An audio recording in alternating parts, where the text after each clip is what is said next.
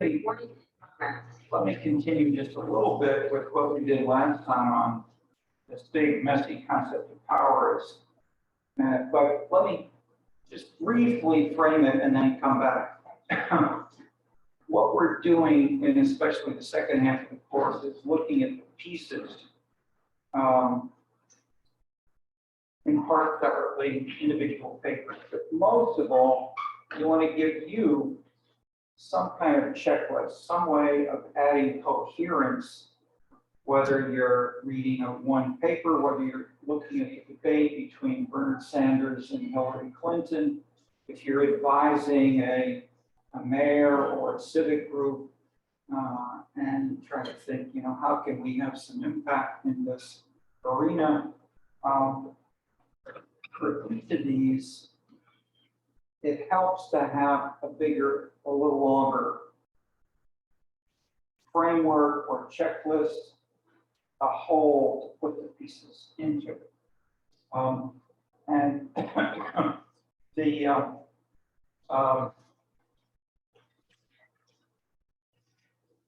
that's the issue. And I'll elaborate on that in a bit, but let me just finish up with the multiple dimensions of power. I said there's 16, and so we got up to 15, which is power. 15 is stratification of power. Is power stratified at all? If it is stratified, how unequally is it distributed? If it is not stratified, however, how could this be the case? It's in answering these questions more than anything else that the people in the field of power really fought with each other. And it was often framed in terms of whether or not a power elite does or does not rule. But increasingly, this broad question has been broken down into smaller conceptual elements, as we've illustrated in going through 60 dimensions of power. The distinction between power bases and the application is a major step, along with issue specificity, resource mobilization, etc.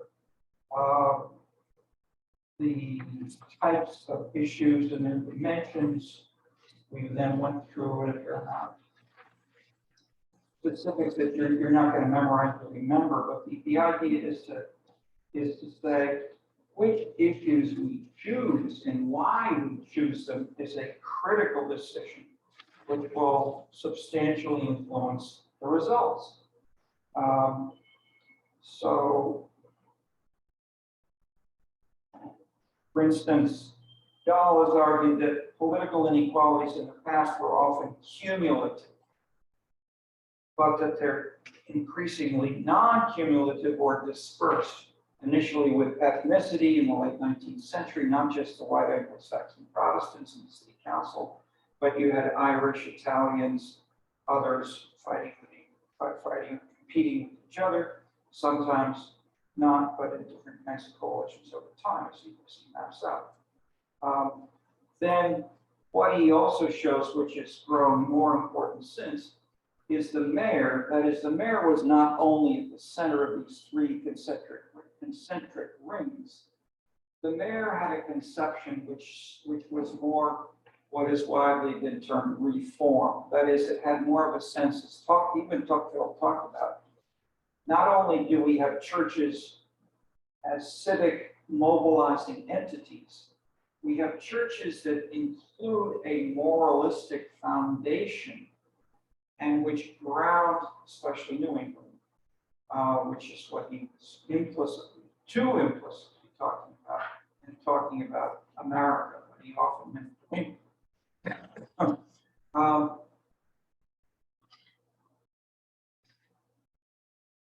That is, he stressed not only that people get together to build a fence or to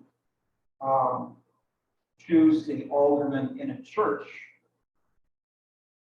There's a sense that we should look for consensus and we should try to have a civil order in the church, in the fence discussion, and more generally, which can extend up to the state of Massachusetts or the national government and maybe the world in trying to have more of a sense of civility.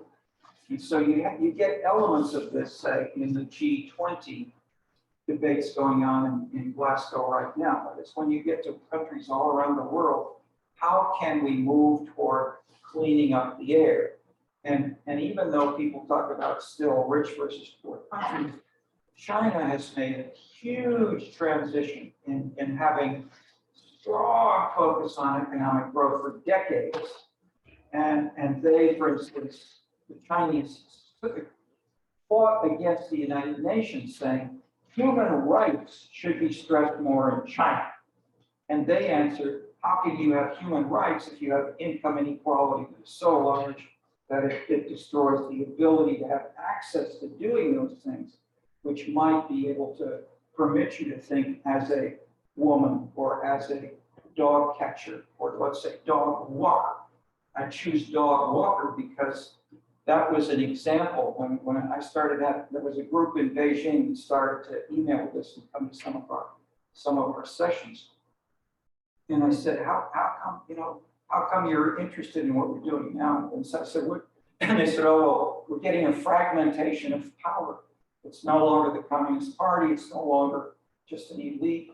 That is, there are new kinds of groups in Beijing that are doing things. I said, what's an example? Well, dog walkers. Okay.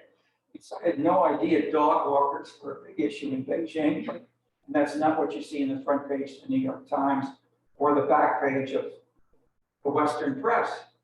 But it's Tocquevillian. Okay, with dog walkers, do we have a sense of legitimacy in the whole political system? That's the bigger question.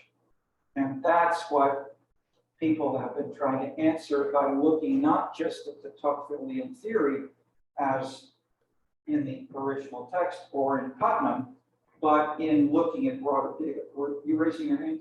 Yeah, go ahead. Is the term like dog walkers more to represent the growth of informal work?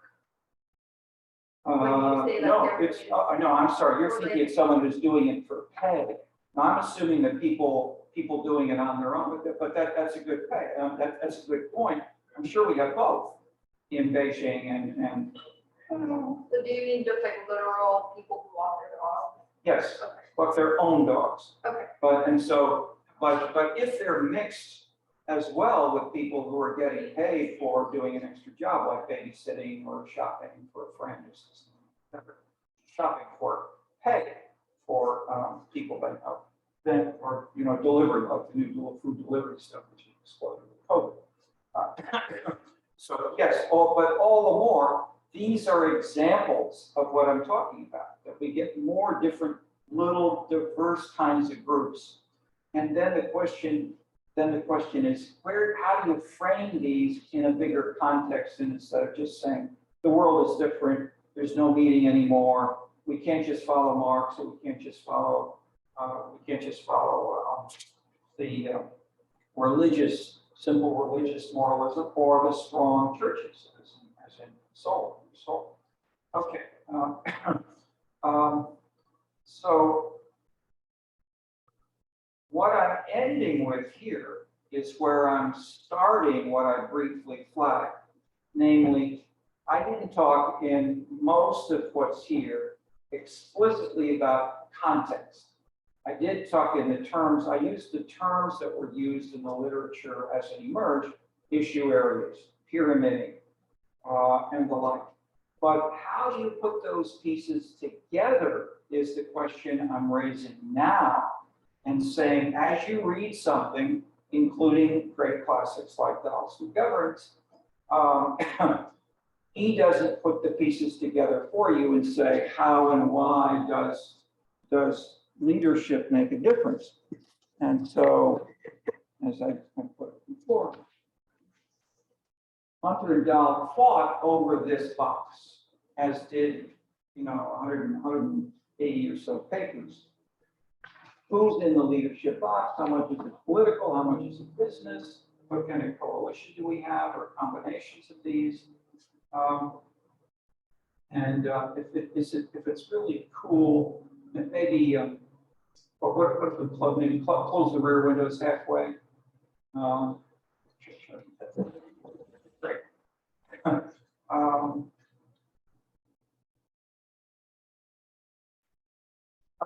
How to do this? One is to start with with something like a list which I've given you with the 15, let's call number 16 context, and we're now going to elaborate context as the 16th basic power here, and say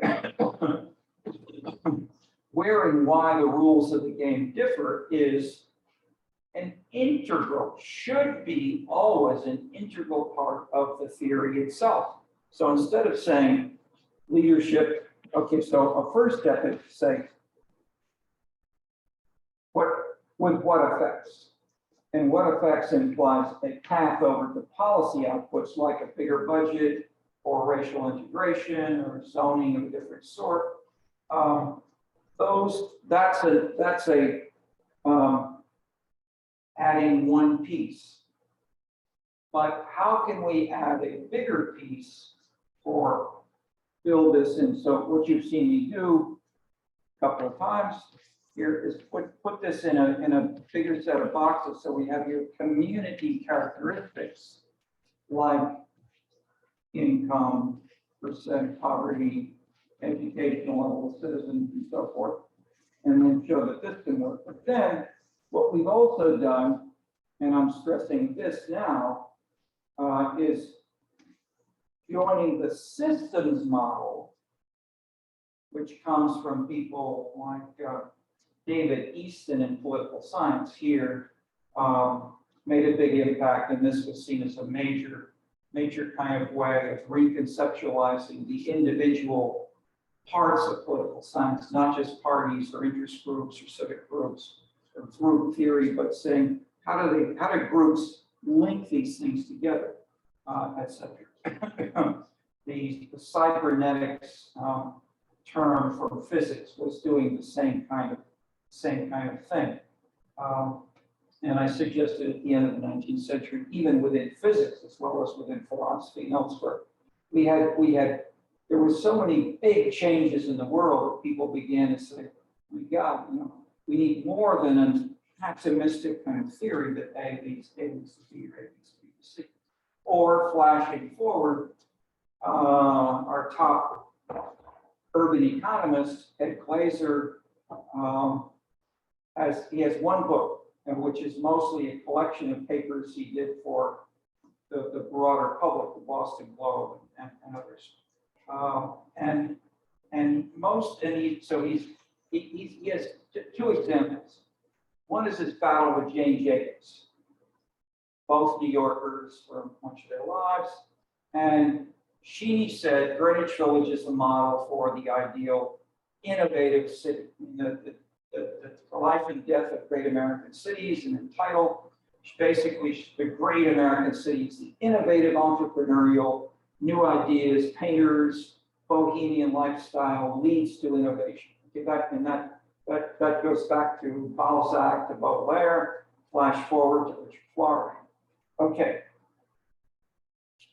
Ed Glaeser says, no, it's not people in the street that are looking at the books on the sidewalk and talking. What makes New York that way is density.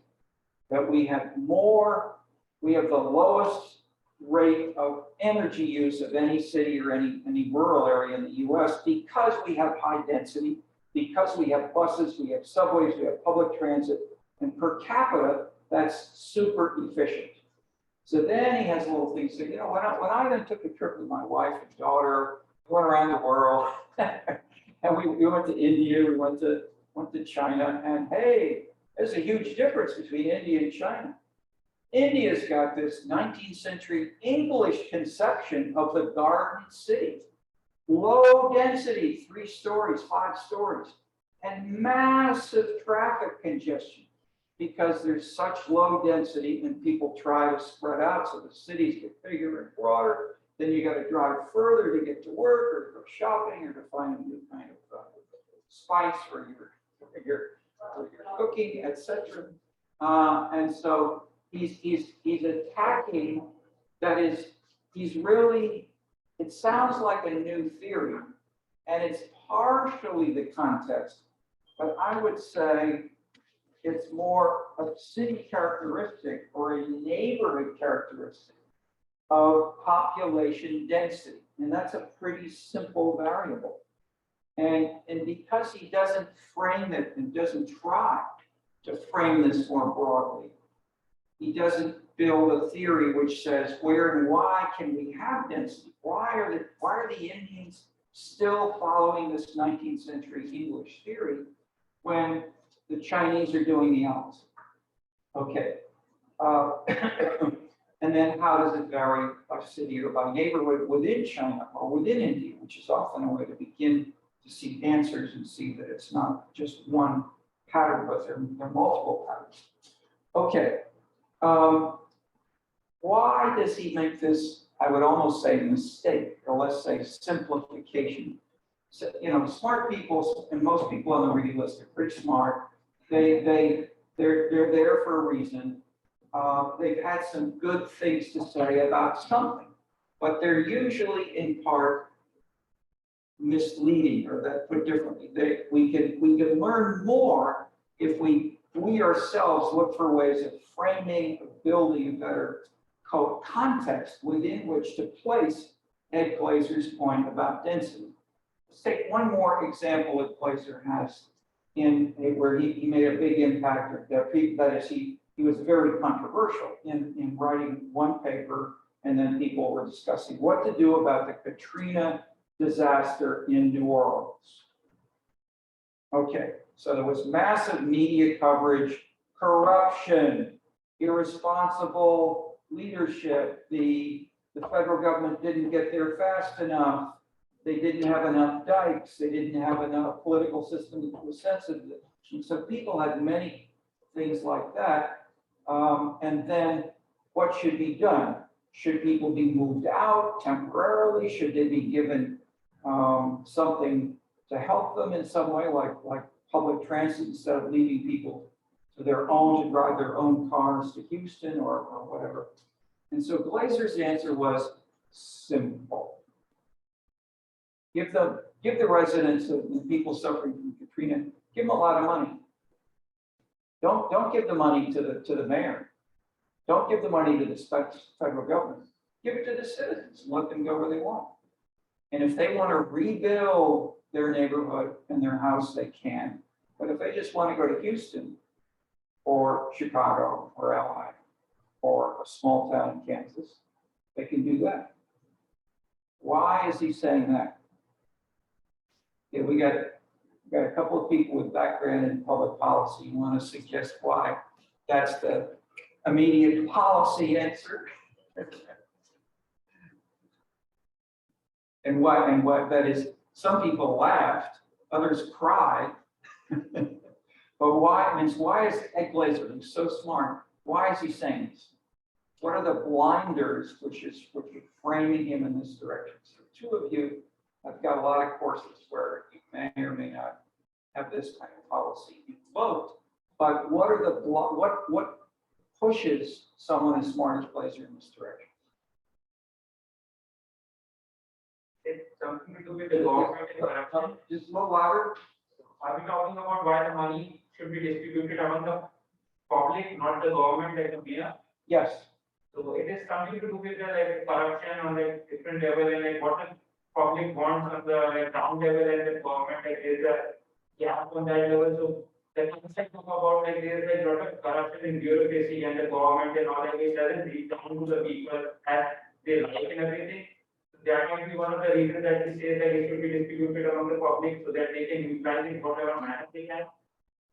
Okay. I mean, yes. I mean that's a good, clear, straightforward English statement. I mean, you left out. You have no mention of, say, Adam Smith. What we talked about in the first section on markets was markets are the model for most, let's say, at least neoclassically trained economists, like Glaeser, a student here, And this is what he brought up. So the first thing you read and keep thinking about through much of your career is, what did Adam Smith say? How does the market work? Okay, let me add one more point about markets, which Smith includes, that is, which we didn't talk about so much when I introduced it in the market section. But if we introduce it now and say, where and why can we put markets into some of this, instead of saying it's a constant or it's something that has to be there, when we get to places like Eastern Europe, after the collapse of communism, with the collapse of the Berlin Wall, I work with people that is just before we had some people, especially when the Berlin Wall went down, we were hit by all kinds of people from Hungary, Poland, Czech Republic, and so forth. So we really want to work with you because we want to rebuild local governments. This guy, he showed up here. I was in the middle of the summer. I was working in my office upstairs. He had some shorts and a t-shirt. He knocked on my door, and he looked as if he was about 32.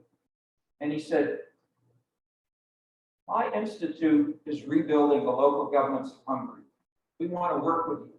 I said, really? But what's your institute? Who are you? Okay.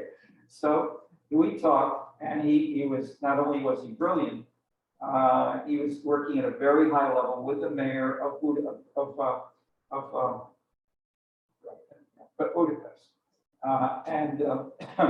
on doing exactly this, not just the mayor, but the national government. And so we then, after 89, we had active meetings with the East Europeans on what to do about government in general. And I mean, the number one issue for all of them was, what do we privatize? Because the government was doing most everything. They owned the buses, they owned the land, they owned the factories, they owned, etc. So how much do we want to privatize? So the market became a dependent variable, not capitalism is forcing us to do this. On the contrary, where do we want capitalism? And so, or competition and market-like activities, whether or not it's private capital. So we have a list of maybe 50 areas, 50 issue areas: buses, delivery of food, et cetera, et cetera.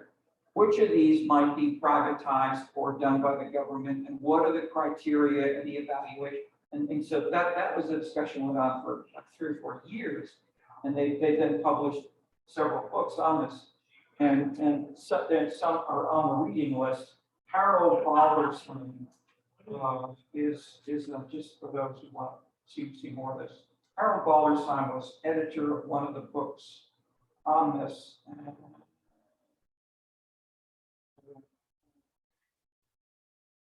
That's the section on.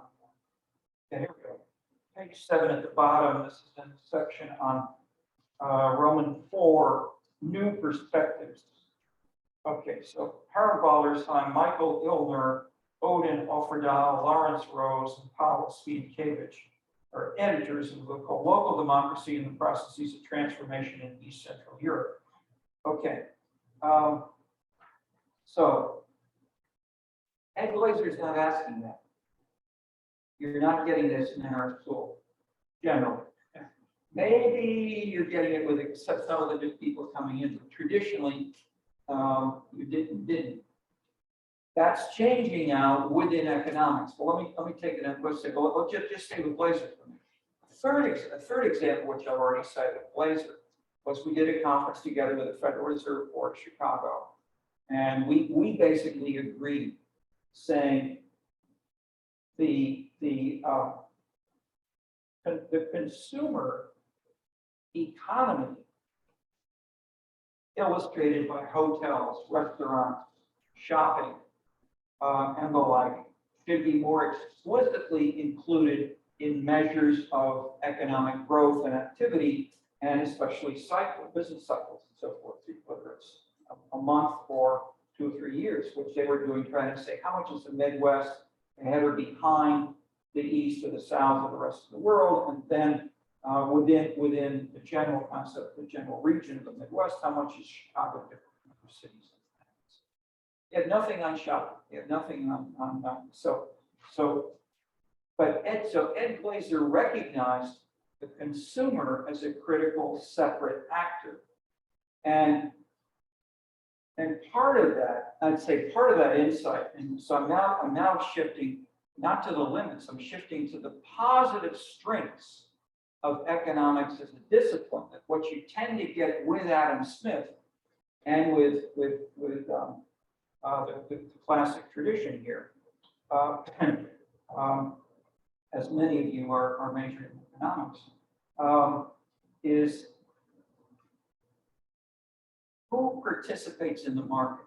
That is, it's not, I mean, the big contrast is between, say, people who are just trading, that is, they don't have money.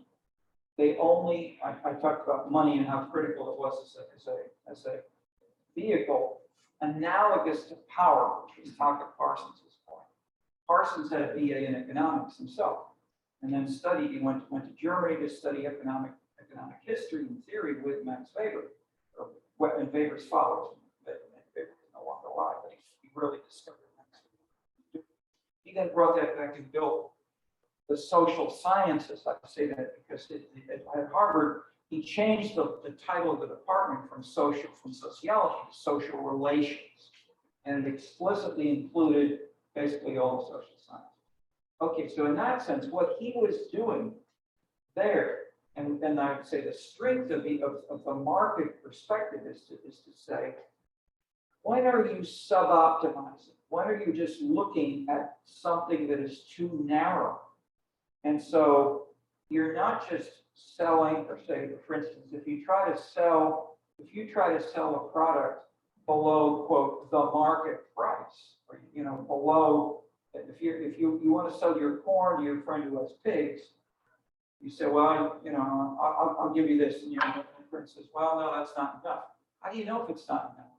You go and you go to another market in another town, and let's say like a fish or a food market where people, and the next town becomes the additional participant in the market. Okay, that idea, and then globalization, of course, is taking this to the entire world. Okay, the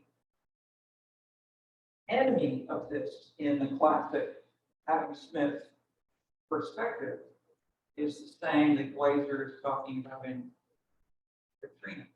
What's that? And we heard it in a sense, corruption, and that's the strong enemy. But the Smith part was not so much corruption; it was simply tariffs. That that governments may well try to regulate and control a market area and keep, say, French products out of the British market by saying, if you want to sell us something from France, you got to pay a 30% tax for duty or importing that product. And so people have talked about that right now between, especially at the beginning and say, some of the 4 years of Trump, debating, negotiating with the Chinese was how much tariff will we add to your products from China? Then the Chinese would return, if you charge 15% on cars, then we're going to charge 18% on your grain that you're selling, because Americans produce most of the food in China. Chinese are dependent on, so in that sense, this might bottom line. Sensitivity to the breadth of markets and the complexity of interdependencies lead one to say that's a mistake to just try to raise the tariff on automobiles that are coming from Asia, because if you do that, the Asians are going to raise the duty on something else, like American corn or American wheat. And recognizing not just in economics, but in policy decisions, there is a broader set of contexts, which I'm adding here now. That is, the context is potentially much bigger than what I just showed and say a little volunteer-like leadership, it's potentially global. And the US-China example and the trade, the negotiations in Glasgow right now clearly are making that point. That, we're, whether if I'm from Togo or from Congo or whatever, we're a poor country, we can't do these things. You rich people ought to help us more, or help us directly. If you want us to do this stuff to clean the air, give us some money or give us some way. Okay.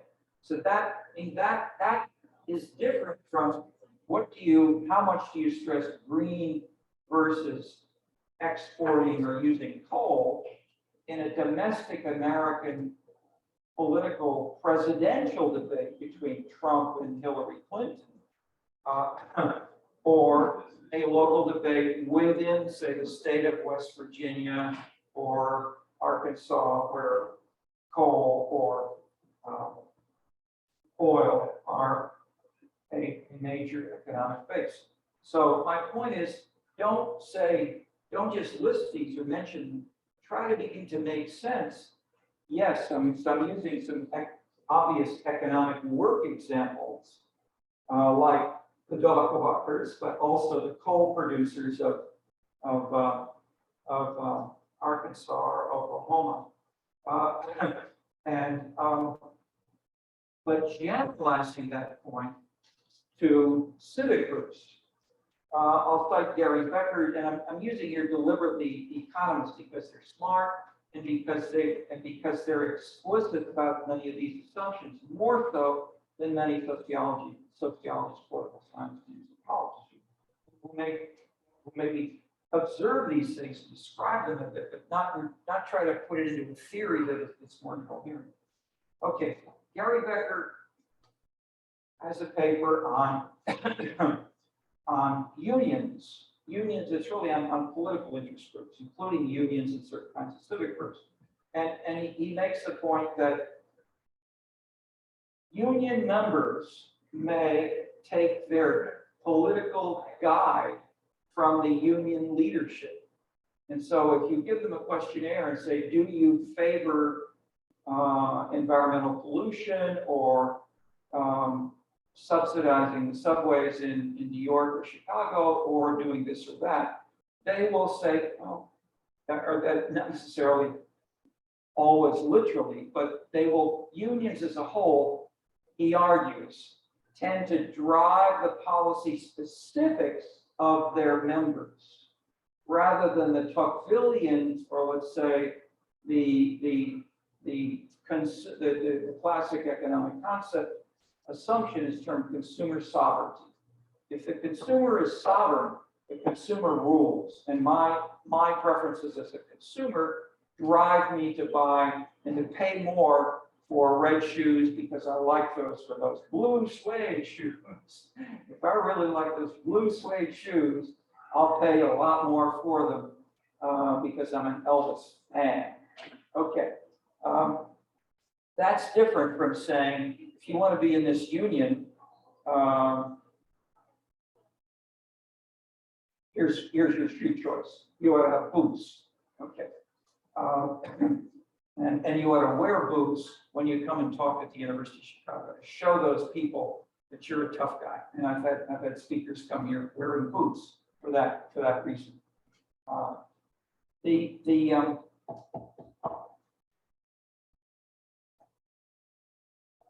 Joining this together with these examples of the East European explicitly discussing where and how should we facilitate these kinds of market expansions, and so that we can have a broader kind of competitive framework, which would work like a market.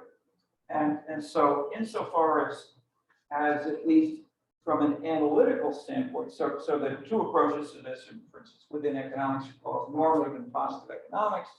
And so within both, or that is often within a one time period, say economic analysis, people will say, well, this is the way the GNP is being generated, but as a normative economist, I should say, Katrina is being handled quickly.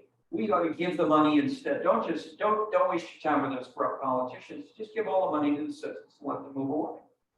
Okay, and so that's a normative, that is explicitly now distinguishing in Egg Blazer's statement, the normative from the positive. And that was a clear normative. And the good thing about economists doing this, and sociologists don't usually, is it tells the world and it tells the person doing the analysis themselves, this is not my data-rich analytical result. It's not based on some kind of evidence. It's a normative perspective which says markets are better. Okay, in that case. So the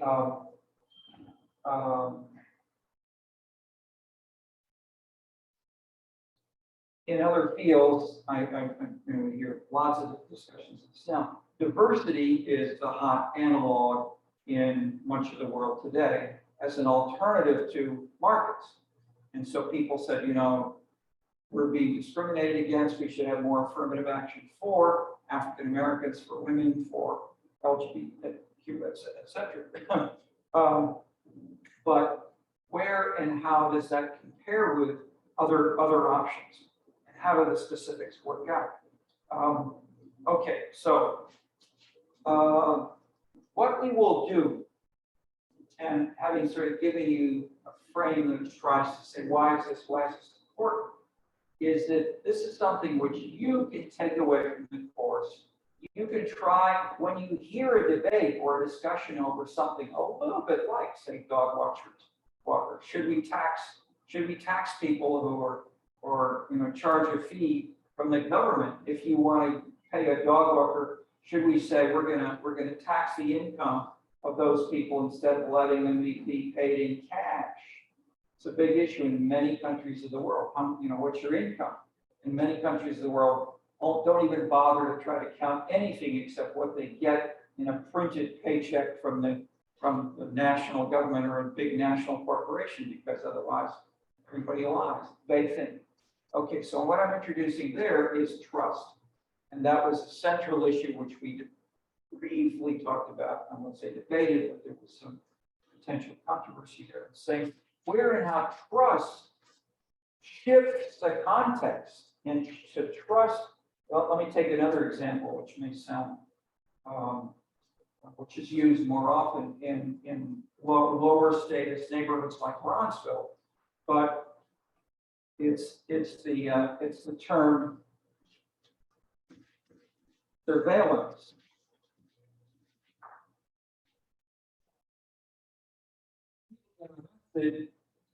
For small incidents, initially it may be not stopping at a traffic light or speeding. The police will then say, "Let me see your driver's license," and then they want to put it into the system and look for a record.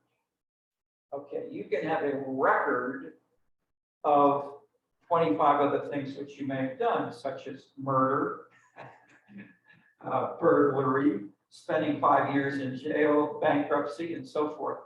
And people don't want to get stopped by the police for just driving fast, because they're concerned about surveillance of everything else. Okay, so this has become a hot issue, especially for lower status African American men who many of them, something like 40% have either been in jail or had some kind of record here, which is much higher than the general public. To the degree that we've got a number of papers in the journals, and especially the book of Forrest Stewart, dealing with issues of crime and surveillance. Okay, surveillance in the sense of that is, if we generalize beyond African American men, how much surveillance and trust is there in conjunction with COVID? Okay, I'm talking with the Chinese the conference, they canceled the conference, it's supposed to be this week in Wuhan, China. Okay. Because there's a rise in COVID in China right now, enough that they canceled the conference.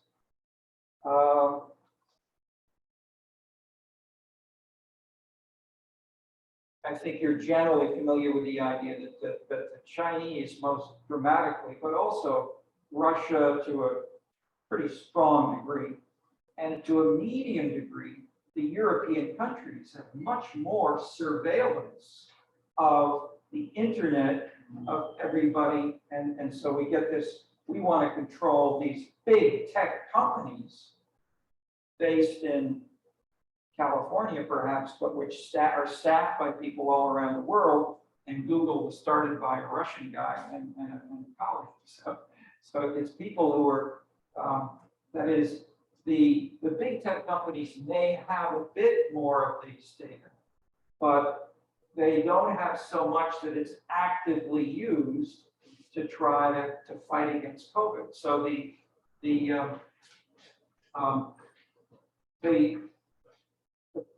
point of this is that data about people's preferences, instead of just being, are you too cold? I'm just running to the restroom. Okay, that's fine. I'm just saying, I'm wondering if we should even close the windows just a little bit more. I'm not weird. Fine. So, You're okay? Okay, that's fine. The surveillance and trust are big issues. If people, and I mean most extreme, if you're the how many people were killed by in Russia and in China in the 20th century compared to the Germans with their concentration camps? Something like 5 to 10. There are far more people killed domestically within China and within Russia by Stalin and by Mao. And so they killed people, especially was involving collectivization of farming. So farmers who really starved because they didn't collectivize and follow the party line. Okay,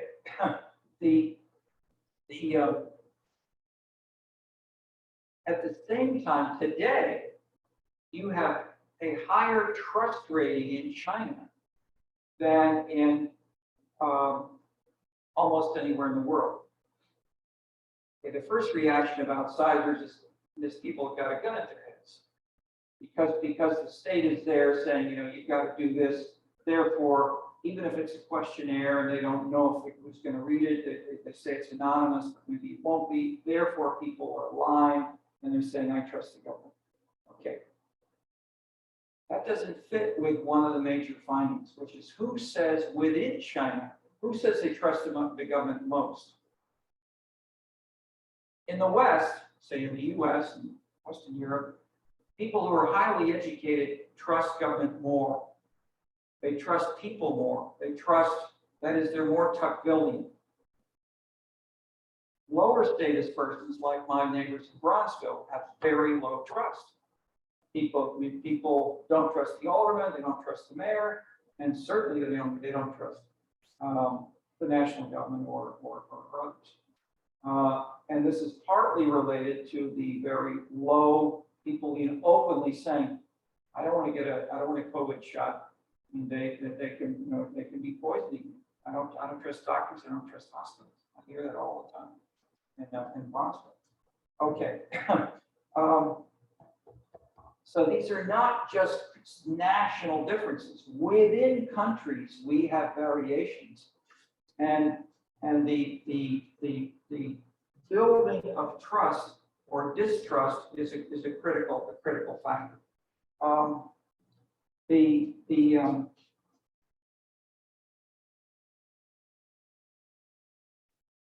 I'm adding it here simply to say that it's a big visible kind of thing, but it's something which is cited by economists themselves to say we almost never include this in economic analysis. Trust We talk instead about incentives, which go to one person individually, but not about how does the system work. I had one more. Okay. Let me push on and take a couple of examples from the readings to begin to link with my general point here.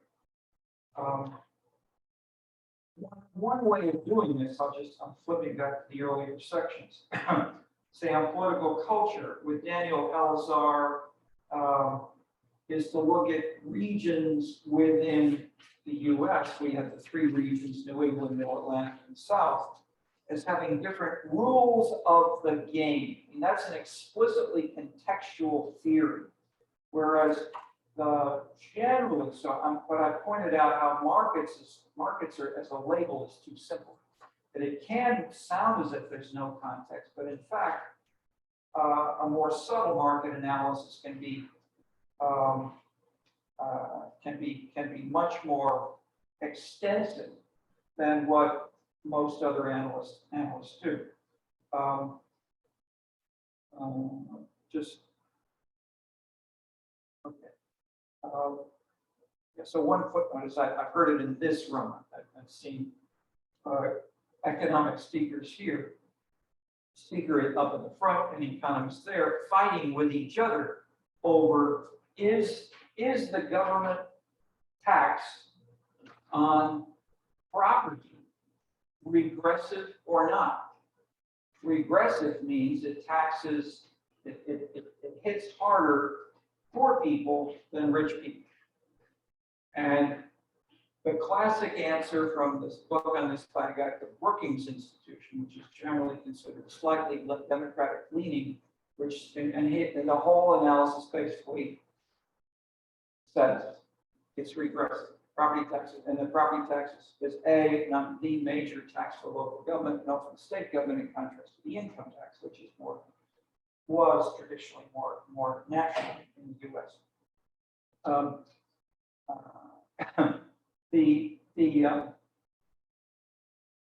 The creative Chicago analysis from Harburger and others was to say, what happens with the money which is earned if you own, say you have your house and you have an investment property next door, you own the second house, and you make money from that second house. Is that investment in property and the property tax which you're paying, not paying, helping you? And the answer is don't just look at the property tax and who pays it directly, but look at the individual whose capital is invested in that house and look at where his taxes may get collected. And the answer is if he owns property through a mutual fund or through a bigger corporation, or if he owns a house in Florida, but he lives in Illinois, he can get taxed on income by the national government. If he sells the house in Florida and the capital gain in the Florida house increases his income, the state of Illinois may not make money out of it, but the federal government does. So if you include the levels of government and the transfers back, you get the opposite answer. The property taxes are progressive. And so that was the debate. Okay, so how does that connect with my general point here about context? It's because the economists who are saying don't just look at the local context of who collects the property tax bill, look at who's paying all their taxes and what kinds of transfers go back and forth. So this happens in lots of literature in economics, that as people shift the unit of analysis and make it bigger and broader, they get dramatically different results. Okay. So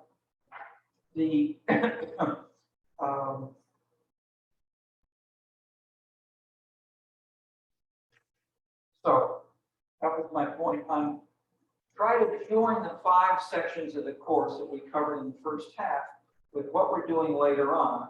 look for ways that you can use them, but don't do so in a simple, that is, look at the assumptions as illustrated by these kinds of variations that I'm giving you now, and see what are the limits of the market, how does surveillance work in this respect, and then how does trust work, and how does this relate to power? Okay, so Parsons's point is all these things are basically working and framing power because they change what political leaders do. So when the guy in the same room, I told you he was here, Coleman Young, Mayor of Detroit, right after Ronald Reagan was elected in 1980, pointed at the audience and said, "You elected prune face." Okay, why was he so angry at you? Who he certainly, how many Republicans were sitting? Not very many. But the point is, Coleman Young was getting massive amounts of money from the national government, which was Democratic at the time. And then it changed to Ronald Reagan. And what happened? Detroit did not get those monies from Washington, even before they were all cut off. And they were not all cut off, but but not only did it just go to Detroit, and I dealt with this. I mean, I was called a senior policy consultant at the U.S. Conference of Mayors, and worked in HUD and doing this kind of stuff. They have formulas, so-called, for federal grants, for state grants. So if you've got a certain percentage of poor people, a certain population size, certain percentage of a crime rate or something, that in turn leads you to get more money from a particular federal program or state program. And this used to be big stuff in the 60s and 70s. It got smaller and smaller and smaller. And so this is what we talked about with Norquist. Norquist was saying, cutting those grants is good for cities because we will then be self-reliant and we'll do what we want instead of just going after a grant that pushes us to have freeways and freeway exits, which mess up our whole downtown of the cities. Okay, so in a sense, I'm elaborating the concept of power with the meaning which Parsons talked about it. Not to say that this is the only way to look at it. That's why we say there's 6 faces of power. But I'm contrasting that, as Parsons did, and then Dahl debated back and forth with, and I didn't put it on the board last time, but I'll put it on now, with a zero-sum concept of power. That is, and this fits easily with money and with power together. If you have a card game and you have 4 people and they each put in $20 each, and they say, okay, let's play the game and see who wins. Whoever wins gets all the money. Okay, that's a zero-sum game. They put in $20 and someone else takes it out. Parsons argues that is not a proper analog for power. It works for that game, but it's a zero-sum game, and most political systems are positive-sum systems. Positive-sum means that everybody gets more by participating in the system in some way, whether you're trading capitalism and you're the avant-garde of capitalism, working for a massive bank with buying and selling futures of a foreign currency. If you don't have trust that people will take if your bank somehow did something wrong and got blacklisted and you can't engage in trading, that destroys a number of banks around the world. Okay, in terms of where the profits are and the like.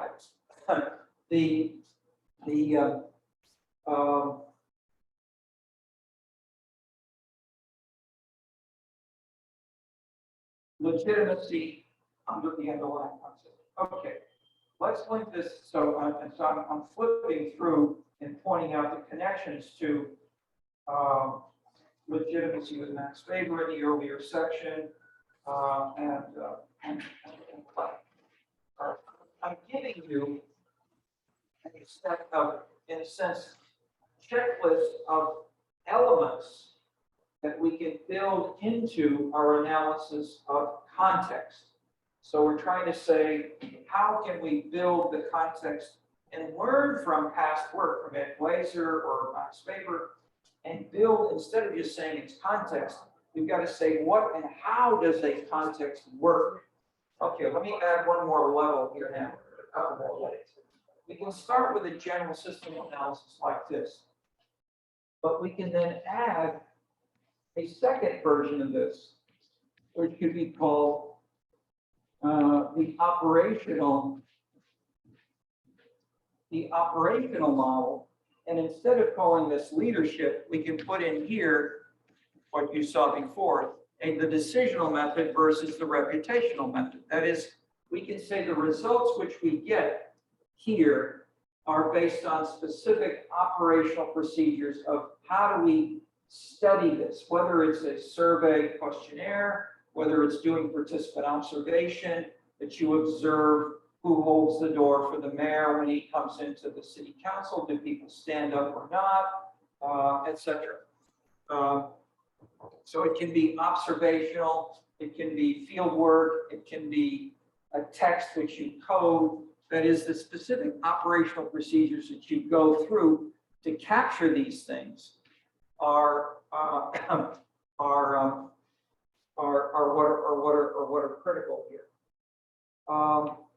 Between these two, we can have, in a sense, this is data sources and analysis. Between these two, we can have, for want of a better term, I'll call this middle range theory. That's a term that Robert Burton has used. It's used in some fields.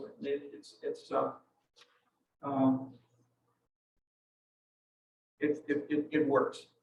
Okay, so over here we may have the economy. Here we can have economic diversification. Instead of talking about the economy, we can say, or just what is the economic base? So people say the economic base of Chicago is now includes tourism, entertainment as the main driver. Okay, what that leaves out is what else is there, or what are the components of whereas if you're in Disneyland, Disney World, say in Shanghai, 30,000 people in Shanghai, one person had COVID. What did the Chinese do? You all read about this over the weekend or the last couple of minutes? They go to lockdown. Basically, 30,000 people were kept there and were given 3-day tests of COVID, and they had to stay there 3 days until they got the results before they were permitted to leave Shanghai Disneyland. Okay, so if you've got now, if you love Mickey Mouse and want 3 days of Mickey Mouse or nothing, that's great. But if you're saying, well, I'm now tired, I want to watch something, I want to do something else, like see my grandmother who needs me to help her shopping and so forth. That's a problem. Okay, so the point is, economic diversification is very low in a Disney city, and it's very high in a Chicago or most big cities. But the smaller Disney cities have low economic diversification. And so economic diversification is a powerful, bigger concept, which has many counterparts in, let's say, ethnicity. So you can talk about what's the ethnic base, but that's vague. What about ethnicity do we want to capture? Is it, and so one measure that is widely used, or one measure in concept is how much is their ethnic diversity? That is, some people say, I want to live with people of the same ethnic group as me. Other people say the opposite. And I get bored if everybody's the same as me as in this part of Hyde Park. Go to the north part of Hyde Park and northwest a little bit more, and what's the ethnic composition of that area? So let me ask, what proportion, what is Hyde Park a majority white or majority black neighborhood? Yeah, I believe it's majority white. wrong. majority black. But that shows that we are embedded in the university.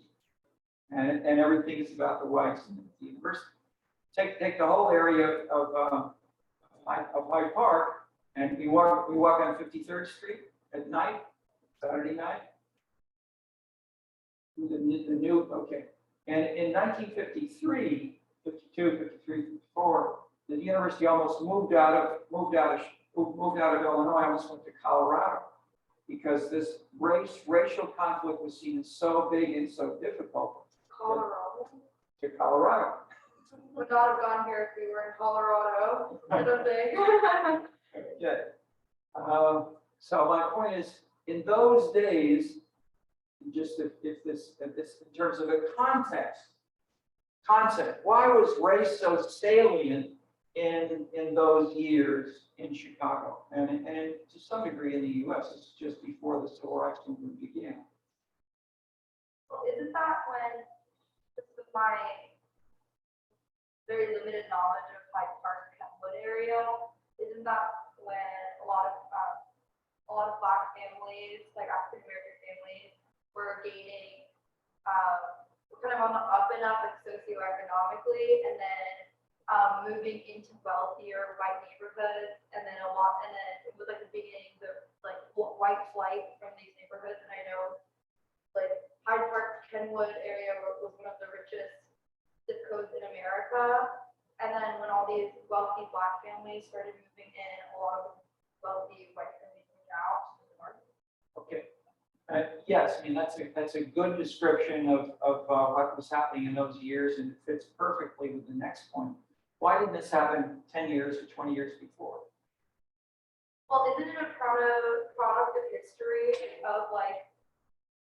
Yeah, history's too big. What Like, I'm looking for a concrete government policy like tariffs, but not tariffs. What shifts the makeup of whites or blacks in Kenwood, for example? I'm not sure. This is a complete guess, but were there like different housing policies? Yes, but what specifically? Anybody? Okay, so you do public policy folks here? No answer. Okay. Talking about property taxes. No. Yeah. So this has to do with the Fair Housing Act of 1968. Yes. Not narrowly, but more broadly, that's getting at it. Because the government can actively pursue racial equality, as in the Fair Housing Act. But before the Fair Housing Act in the 40s and 50s and 30s and 20s, in Chicago and many American cities, you had what was called racial restrictive covenants. So when you buy or sell a house, it would say, when you bought the house, you said, if I sell this house, I will only sell this house to a white person.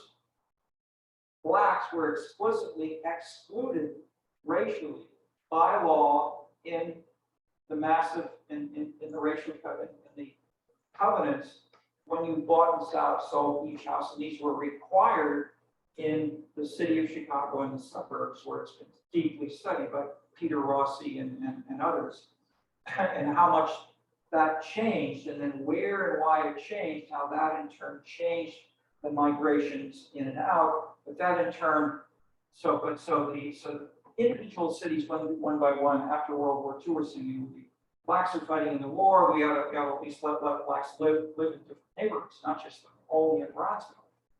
So as individual cities began to do that, then the national government created and enforced the law that it is nationally unlawful to include racial restrictive covenants in any government in the US. But that was not enforced. And so you have many neighborhoods that then and now are still highly racially.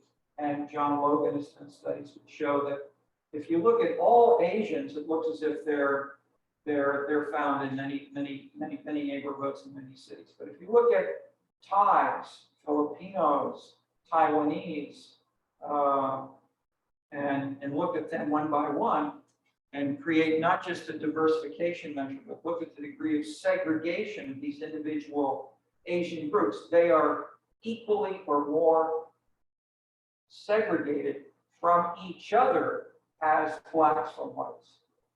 Okay, and that's true across not much of the US, although it varies.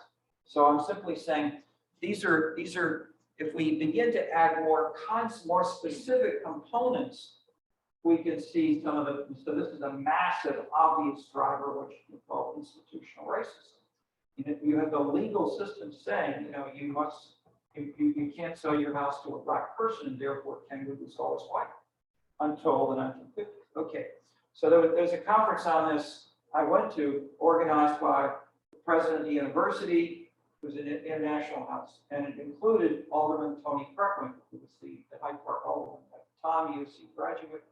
And people, and there were a couple of people who written books about racism in Chicago and so forth.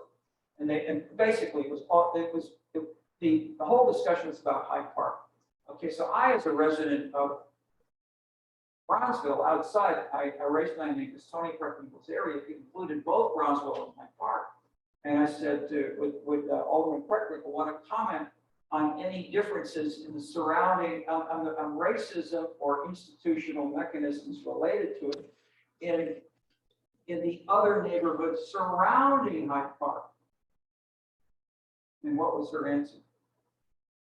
I can't answer for the other aldermen, but in my ward, and she married she married a fellow student from the USC who was white. So she lived through a mixed marriage for her decades. And she said the only kind of diversification I can talk about in public meetings in my ward is economic. That is, racial integration was too politically sensitive and too much rejected for her to talk about, is what she was saying. So if that's true surrounding Hyde Park, how much is Hyde Park really worse? Okay, I'm asking, I'm not answering, I'm raising at least the question in ways that capture the deepest division among African Americans, which is the degree to which we want to have more or less racial integration or black pride. Okay. All right. So what I'm saying is, you can build for yourselves not just this, but you can move toward this when someone says, "Oh, this is the data we have." Then you can say, all right, what are the concepts that get from there to here that we can either analyze if we have a report, or we can look up in the census, or we can hire a consulting firm to get these data and analyze them for us.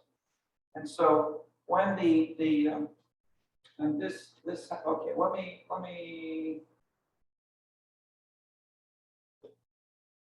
me stop there for some more general discussion on any question you want. And having some good points raised, but because I talked longer last time, I want to say a little time. So questions on any of these points that I raised. And so the big takeaway is, let's build context into our theories and let's explore ways that we're going to do this. Now, in part, not the sole theme, but it's going to be a big theme in the rest of the course. Question?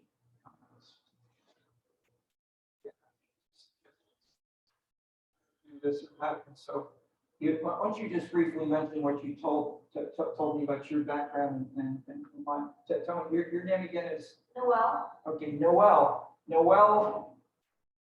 I asked before class began, where did you grow up, and what did you say? I want to just elaborate and how that relates to the questions and the themes we're raising right now. So I'm from Seoul, South Korea, but I moved around very frequently growing up, and I lived predominantly in East Asia and like coastal United States, and the East and West Coast. And I'm obviously like very privileged to have such a colorful background. And I think in this class context, it's been the most interesting because we touch on like cities around the world. And as someone who just, growing up, as someone who grew up instead of like studying these cities, I like experience them differently than in an academic standpoint. So,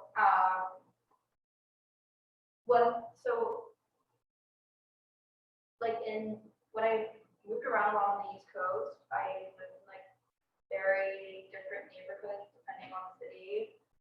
And I think our discussion about like racial makeups and like ethnic clusters is really interesting because sometimes I would either be in like a very strong Korean neighborhood. Like when I lived in Boston, I lived in like a very like predominantly Korean neighborhood area, whereas I've also been kind of like an outlier in either like very Black or very white neighborhood. So, and I thought it was really interesting that you said like different Asian ethnic groups like Taiwanese, Filipino, etc., have as much racial separation from one another. Go ahead. Listen to your word and let's go ahead. Yeah, not You racial. say- ethnic no, but okay. separation. Okay, that's a big point, which we can talk about, but go ahead. Yes, I just slipped into the wrong word, but ethnic separation from one another than to like white and Black Americans. And it just like got me reflecting more on like my experiences. Just a small footnote. Why did I almost stop you there, but you stopped yourself and changed the word from racial to ethnic when you were referring to the Asians? Asian And so it's not that you're wrong. It's that the term race is widely used if you're talking about, say, among Taiwanese or Japanese or Korean, just to use those three countries, say 3 or 4, about the differences between these groups. And the term commonly used is race. Yeah. The Korean race is like this, the Japanese race is that. Are they really historically and genetically separate races in the biological sense? No. And they're all basically Chinese in general background. Chinese, Manchurian, Japanese, but the Japanese basically came. So in that sense, the biological foundation is not there, but the cultural definition is to talk about this as race. Now, that's called politically incorrect in the US and to some degree Europe now, but I'm simply pointing out that the concept and context and the label for these ethnic is a more frequently, let's say, more politically correct and politically correct, not just normatively, but correct in the sense that it is created and defined by the political system. And so you can be eligible for affirmative action or not, contingent on which are approved by the government. So Rowan Miranda, who I work with in the book Urban Innovation a lot, is an Asian Indian, but he married a Mexican American woman, and his children are eligible for affirmative action. He's not. I also think like from like for both like a historic and experience standpoint of an Asian in America, like what ethnic background you relate to another white American, it basically does not matter. Like in a broad stroke way, whether it's racism or like anything or stigmas or anything like that, it's just definitely more of a individual and also like communal experience to relate strongly to your ethnicity, but like we all fall, we as Asians like fall under the greater umbrella of the Asian race, and especially where there are multiple. Like that's the biggest thing between like obviously like in Asia like there isn't as much racial diversity than in America, and it's definitely a different experience to be a minority and then to move back to a country where I'm part of the majority and where you're very strongly Korean, and then in America you're not so much Korean as you are Asian, and I think that's Okay, it definitely changes like your experience in society. just a quick word to end on. The strength and the reason that I pointed to you to bring this out was your cosmopolitanism in your head now has been no doubt heightened. These kinds of experiences of living 2 or 3 years in one place, then another, and then feeling, oh my God, this is different rules of the game. And that is, as you have to learn those new rules of the game and the old don't quite work, you become more conscious of where do the rules come from? Who says this is racist and who says it's not, etc. So, all right, we'll end there, but let's look for ways that we can, both in our personal lives as part of general education, be more sensitive to these issues. But broadly beyond that, how we can both use normative and positive and build these kinds of positive normative theories to integrate the smaller, more piecemeal bits into something bigger. Okay, thank you, folks. Sure. First, with regards to the model drawing for this context, I missed the word, to the what? to the model that we're drawing, that we do. The model, okay, model word drawing. Is there another version that you can find on Canvas? On Canvas, Yeah. yeah, this is in the beginnings of the Scenescapes book. It's at the beginning of the new political culture. It's at the beginning of City Money, I think.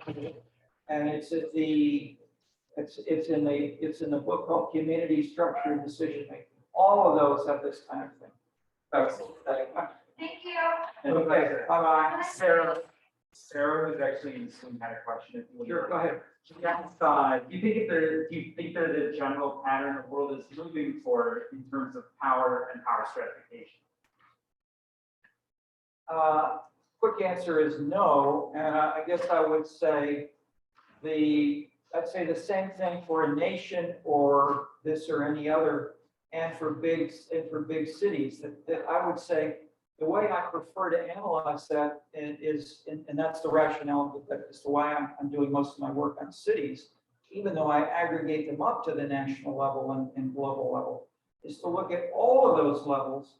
But especially when we start with cities and say mayors, if you're dealing with a mayoral, say something, a rule which comes from city council, then you want a city. But for many of these things which are more subtle, like how is race perceived or used, it's better to go down to a neighborhood level, which is why I talk about Bronzeville, because Bronzeville is different from Bridgeport, is different from Hyde Park, etc.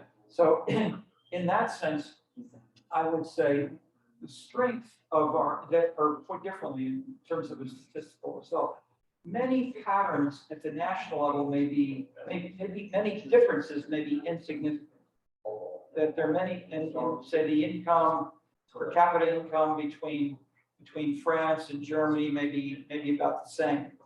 But if you look at within France, and then you look at neighborhoods that are high in income or low in income, those where and how inequality works may be very different in France versus Germany.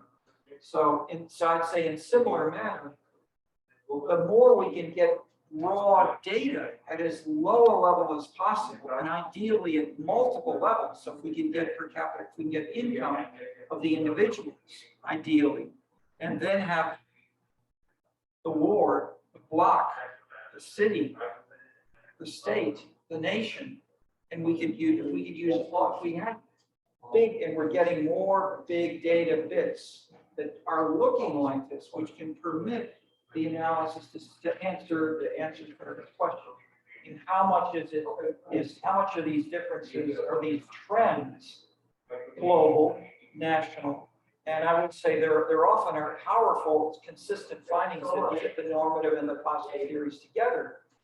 But they're often based on having bigger data that can go down to a smaller unit where we have more extreme cases. So we can separate out the causal linkages of different processes within the lower level units. Fair enough. Sarah, are you still there, or any follow-up? She's still here, yeah. She says thank you. Okay, very good.